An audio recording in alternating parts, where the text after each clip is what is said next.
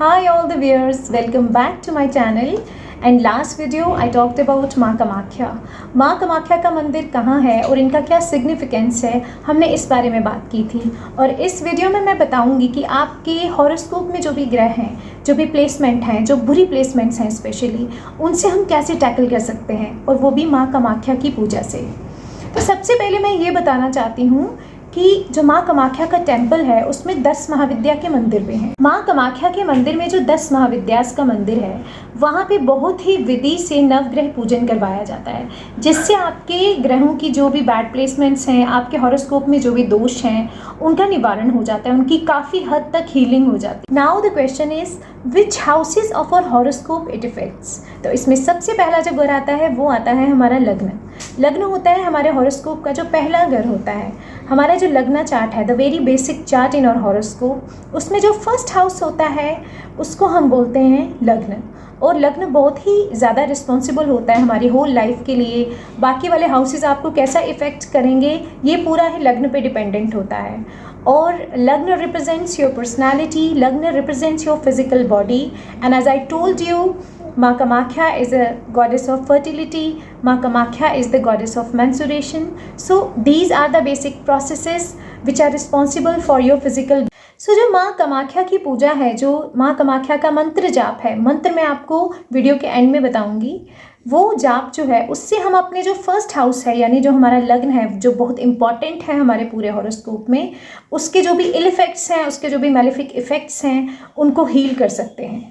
Next house जो माँ कामाख्या की पूजा से रिलेटेड है, इट इज़ और 7th हाउस. जो 7वां घर है हमारी कुंडली का, वो रिप्रेजेंट करता है हमारी मैरिज, हमारा पार्टनर, हमारी पार्टनरशिप्स. इवन हमारी जो बिजनेस पार्टनरशिप्स हैं वो भी यहीं से पता चलती हैं, और हमारी कंपेनियनशिप. तो माँ कामाख्या जो है, she is the young bride of Shiva. तो माँ कामाख्या की पूजा से जो बिजनेस पार्टनरशिप्स हैं हमारी, वो ठीक से चलती हैं, और जो हमारा लाइफ पार्टनर है वो ठीक रहता है, वो हमारे साथ अच्छे से रहता है. और हमारा जो रिलेशनशिप है, जो मैरिटल रिलेशनशिप्स है, उसको एक सॉर्ट ऑफ डिवाइन प्रोटेक्शन मिलती है माँ कामाख्या की पूजा से. सो अगर आपका जो 7th हाउस का लॉर्ड है वो एफ्लिक्टेड है, वो मैलेफिक्स के साथ कंजक्ट होके बैठा है, या फिर आपके जो 7th हाउस है उसमें कुछ क्रूअल प्लैनेट्स बैठे हुए हैं जो आपकी मैरिड लाइफ को अच्छे से नहीं चलने दे रहे, या फिर आपका जो 7th हाउस का लॉर्ड है वो 6th, 8th या 12th हाउस में जाकर बैठ गया है, तो डेफिनेटली वो बैड इफेक्ट्स देगा. और माँ कामाख्या की पूजा आपको उन सारे बैड इफेक्ट्स से बचाएगी. A next house which can be healed with mantra jap of Ma Kamakhya is 8th house. 8th house represents your secrets, your death, then occult, research aptitude, private parts and sexual desires. तो माँ कामाख्या मैंने बताया कि ये खुद ही एक private part की form में है.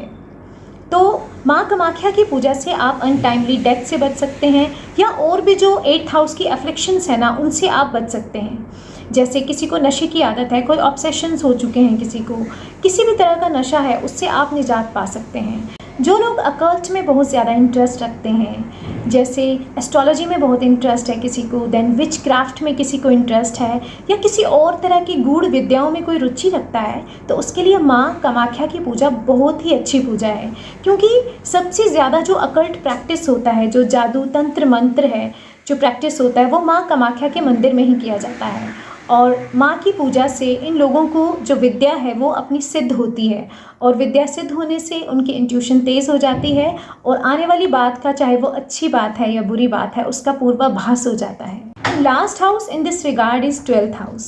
12th house is the seat of bed pleasures, secrets, hidden desires, then spirituality, foreign lands and hospitalization, psychiatric institutions and even jails. तो माँ कामाख्या का जो रूप है ये बहुत ज़्यादा मिस्टीरियस है, एंड इट रिप्रेजेंट्स और हिडन डिज़ायर्स. माँ कामाख्या का रूप एक डिवाइन यूनियन को बताता है, और जितना भी अकल्ट जो है, जो गूढ़ विद्याएं हैं, जो प्रैक्टिस होती हैं, वो माँ कामाख्या के ही मंदिर में सबसे ज़्यादा होती हैं. तो ऑब्वियसली इसका कहीं ना कहीं रिलेशन हमारे 12वें भाव से भी है. अगर किसी का 12th हाउस जो है वो पीड़ित है, उसको बार बार हॉस्पिटलाइजेशंस हो रही हैं, उसको फॉरेन लैंड में बहुत ज़्यादा नुकसान होता है पैसे का, और उसका जो भी पैसा है वो बीमारियों पे खर्च होता है सबसे ज़्यादा, और उसको बार बार हॉस्पिटलाइजेशन हो रही है, उसके सामने ऐसी सिचुएशंस आ रही हैं कि वो एक पागलपन जैसा महसूस करता है और सिचुएशंस उसको एक्चुअली बहुत ज़्यादा स्ट्रेस में डाल चुकी हैं और उसको हमेशा कहीं ना कहीं से कोई गुप्त शत्रु बन के उसको नुकसान पहुंचा देता है। तो ऐसे इंसान को समझ जाना चाहिए कि उसका कहीं ना कहीं जो 12वां भाव है वो पीड़ित है और इसके लिए माँ कामाख्या का मंत्र जाप बहुत ही अच्छी पूजा है, वो इसके इफ़ेक्ट्स को बहुत हद तक हील करेगा। तो ये थी हाउसेस की बात। अब बात करेंगे हम कि कौन कौन सा ग्रह जो है वो मेनली माँ कामाख्या की पूजा को रिप्रेजेंट करता है और कौन से ग्रह का फल हमें मिलता है माँ कामाख्या की पूजा से। तो ये 2 ग्रह हैं, पहला है शुक्र और दूसरा है मंगल। प्लैनेट वीनस यानी शुक्र आपकी कुंडली में बताता है आपके प्रेम संबंध, प्रेगनेंसीज, फीमेल्स, फर्टिलिटी और आपकी जो एस्थेटिक सेंस है उसको शुक्र ही बताता है।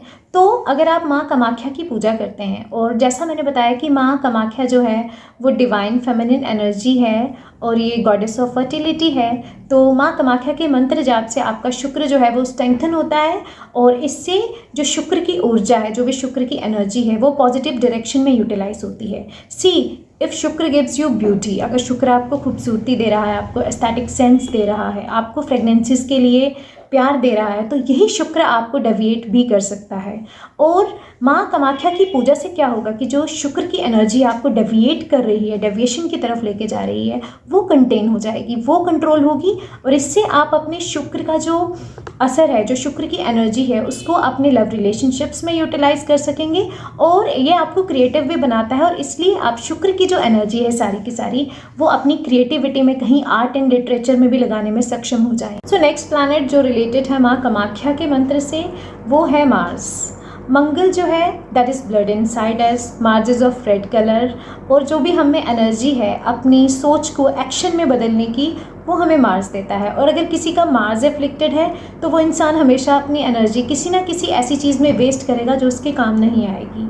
किसी को भी पिंपल्स बहुत निकलते हैं, ब्लड से रिलेटेड कोई भी डिजीज़ है, स्किन प्रॉब्लम्स हैं, तो वो मार्स का ही मेलेफिक इफेक्ट होता है। अब माँ कामाख्या जो है she is a bleeding goddess, she is a mysterious bleeding goddess, तो इसका रिलेशन डेफिनेटली हमारे मंगल से है।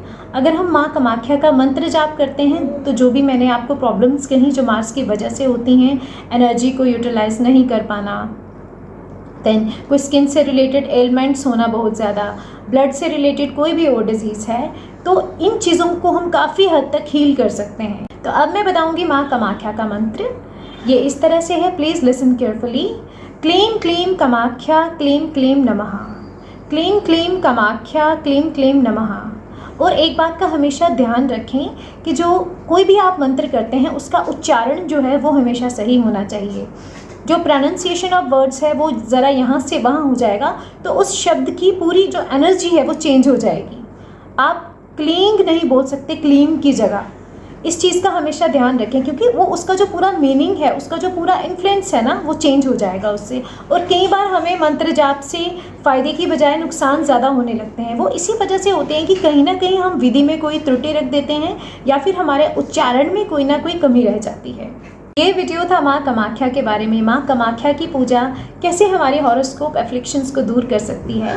तो नेक्स्ट मिलेंगे एक नए वीडियो के साथ and please give your feedback and your suggestions. ये जो वीडियो मैंने माँ कामाख्या का बनाया है ये भी किसी के सजेशन से बनाया है और ये जो सजेशंस हैं, ये जो फीडबैक है that plays the role of insight for me. ये मेरे लिए आइडियाज़ हैं, ये मेरे लिए क्रिएटिव आइडियाज़ होते हैं और इनसाइट्स होती हैं। So keep giving your feedback and suggestions. Take care of yourself. Bye.